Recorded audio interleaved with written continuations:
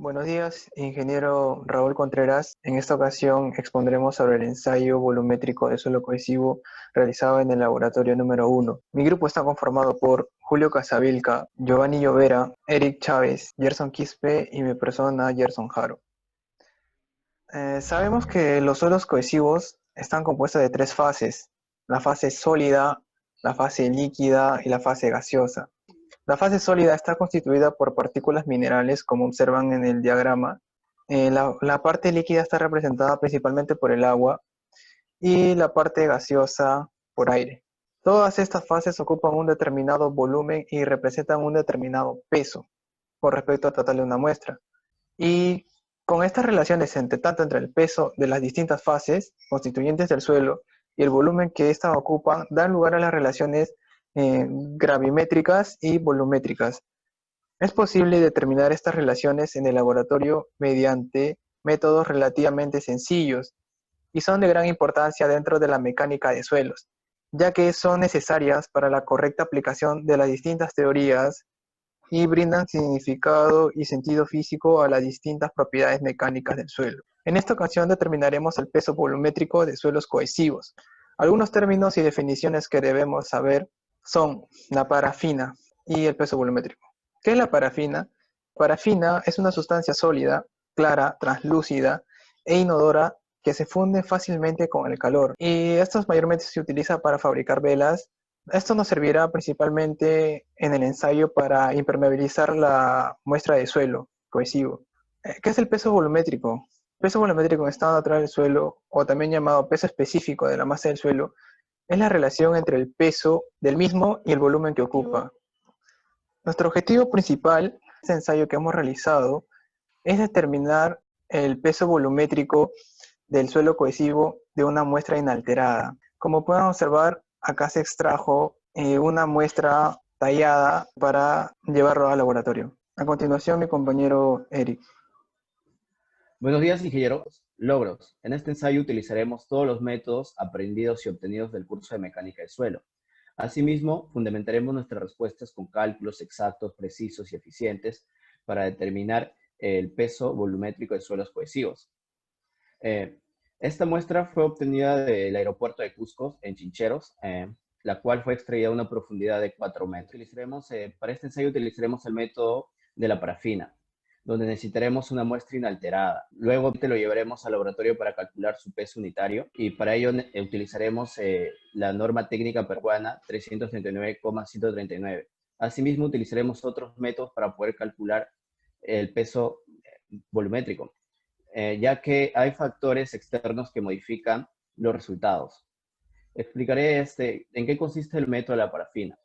Es un método que se basa en el principio de Arquímedes y otras ecuaciones para poder determinar el peso volumétrico. El peso volumétrico del suelo es la relación del peso de la muestra y su volumen.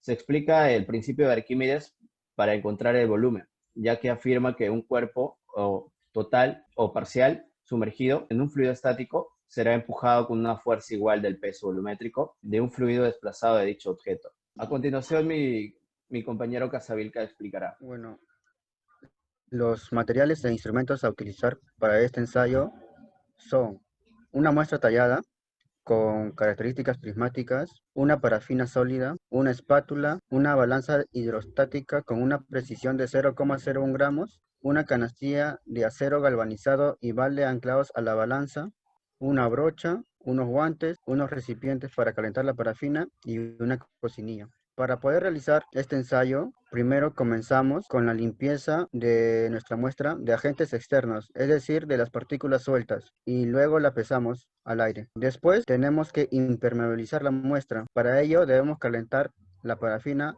a una temperatura aproximadamente de 50 grados Celsius o 323,15 Kelvin o 122 grados Fahrenheit. Una vez que la parafina ya esté en un estado líquido, tomamos la muestra por un borde y sumergimos parcialmente, intercambiando de posición para poder garantizar que toda la muestra esté cubierta de parafina.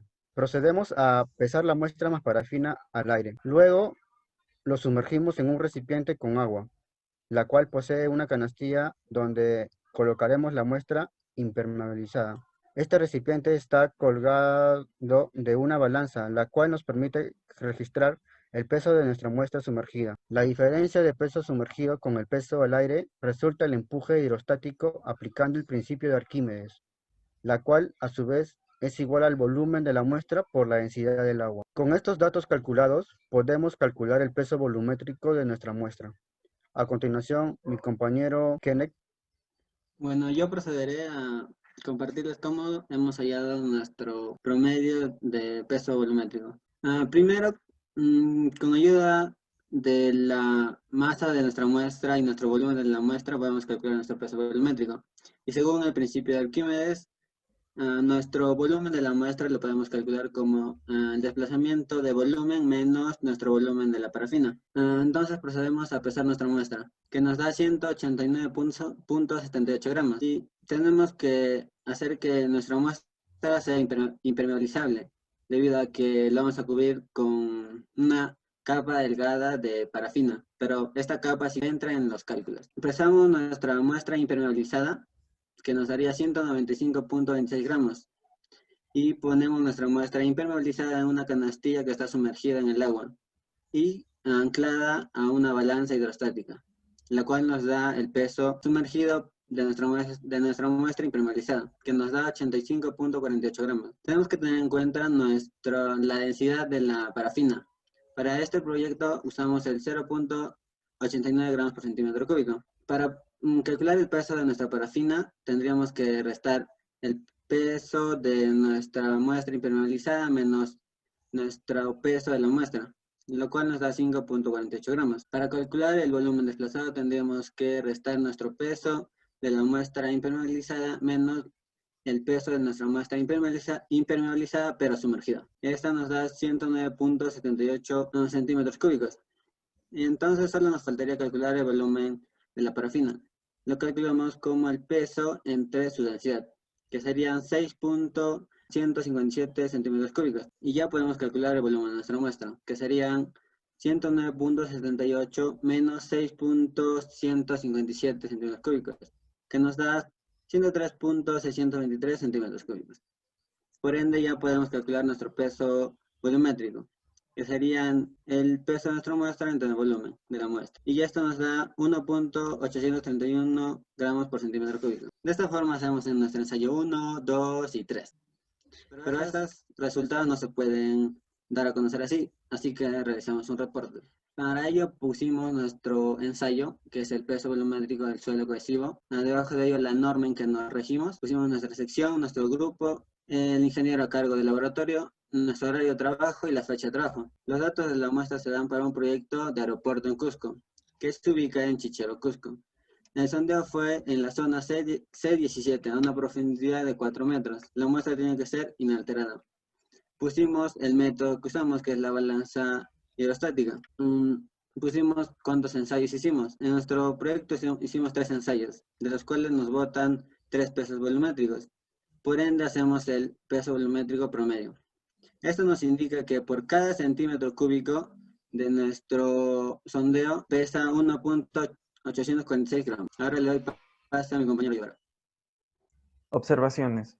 Este método de ensayo se puede hacer en suelos cohesivos, es decir, arcilla, o aquellos suelos o arena que contengan bastante cantidad de arcilla. En caso no sea un suelo cohesivo, se deben aplicar de ensayo. Otra manera de poder calcular el volumen de la muestra, pero no es de una manera exacta, podría ser tallando la muestra de una forma geométrica y calculando el volumen por sus dimensiones y luego pesándolo. Fuentes de error. Cuando la muestra no se cubría, por efecto del contacto con la humedad y el aire, este aumentaba su peso. Para este ensayo se recomienda mantener la muestra de forma inalterada. Eso quiere decir que no debe sufrir cambios mediante su transporte hacia el laboratorio o el lugar donde se va a hacer el ensayo, porque podría afectar el resultado final de este mismo. Manipular innecesariamente la muestra haría perder las partículas que presenta y afectaría también al resultado final. Precauciones. Se debe verificar la correcta recepción de la muestra inalterada hacia el laboratorio para el posterior ensayo. Se deben calibrar correctamente los equipos del laboratorio para no tener ninguna falla. Utilizar los implementos de seguridad del laboratorio y ejecutar el ensayo tan pronto se retire el envoltorio de este mismo. Así evitaremos el contenido que presenta. Conclusiones. Mediante los 3 ensayos pudimos alcanzar los objetivos trazados anteriormente, producto de la experimentación. Aunque no pudimos estar en el laboratorio, mediante los cálculos que se nos brindó, pudimos analizar el peso volumétrico. Luego de realizar los 3 ensayos, se pudo obtener los pesos volumétricos de cada uno y así sacar un promedio, que es 1.844 gramos. Recomendación. Se recomienda cubrir uniformemente por completo con parafina la muestra para evitar que se filtre la humedad. Se debe evitar usar mucha parafina ya que la capa debe ser fina para un mejor análisis. En la muestra que se usará para el ensayo no debe presentar fisuras y en caso se presente o sea un suelo frágil se debe descartar para que pueda alterarse durante el procedimiento. La muestra no debe estar expuesta o sumergida por tanto tiempo a la parafina caliente, ya que podría quemarla y no serviría para el ensayo. Se recomienda que la parafina esté entre los 40 y 50 grados Celsius o 104, 125 Fahrenheit. Les paso a mi compañero Eric. Otros ensayos en laboratorio o en el campo. Por desplazamiento. Utiliza terrones de la muestra inalterada, los cuales se recubren con parafina, evitando al solidificarse que la humedad penetre a la muestra y sature los poros. Asimismo, la muestra es disuelta en agua, ya que luego se sumerge en un probeta donde la muestra sumergida se traducirá como el volumen del agua despejada. Como podemos ver en las imágenes, este es el proceso que se lleva a cabo en el laboratorio y usaremos la norma NTP 339.139. La desventaja de este ensayo es que es menos exacto que el método de la parafina y la limitación es que solo se usan suelos cohesivos sin grietas. Por decímetro nuclear. Este método de ensayo es un ensayo estándar que sirve para determinar la densidad in situ del suelo y suelos agregados por medio de métodos nucleares. La norma que usamos es la NTP 339.144 y la STM de 2922. La ventaja de este ensayo es que podemos determinar la densidad, la humedad seca y la humedad de los suelos en los campos, evitando la intervención física. Existen 3 formas para determinar las especificaciones requeridas. La transmisión directa, la retrodispersión y el colchón de aire. La retrodispersión. Se determina la densidad húmeda in situ utilizando la curva de calibración. Método de la transmisión directa. La ventaja, a comparación de métodos anteriores, este funciona con un emisor que se aloja dentro de una sonda que se inserta en incremento a 50 milímetros, en un agujero hecho anterioridad. La desventaja. La sonda, al ser removida a la marca de la profundidad deseada, se debe colocar en contacto a la pared del agujero. Caso lo contrario, la lectura no será precisa. El método de colchón de aire. Ventaja, a diferencia de los demás métodos anteriores, este método usa un equipo de medidor, el cual se debe colocar en los soportes o espaciadores, más conocido como colchón de aire. La desventaja de este ensayo es que requiere tomar una o más lecturas en posición de retrodispersión para poder calcular las mediciones exactas. Caso de lo contrario, las mediciones se tendrán que hacer de nuevo hasta que quede fijo entre la base del medidor y el área de la superficie. Bueno, a continuación mostraremos las bibliografías usadas para realizar este ensayo. Gracias por su atención.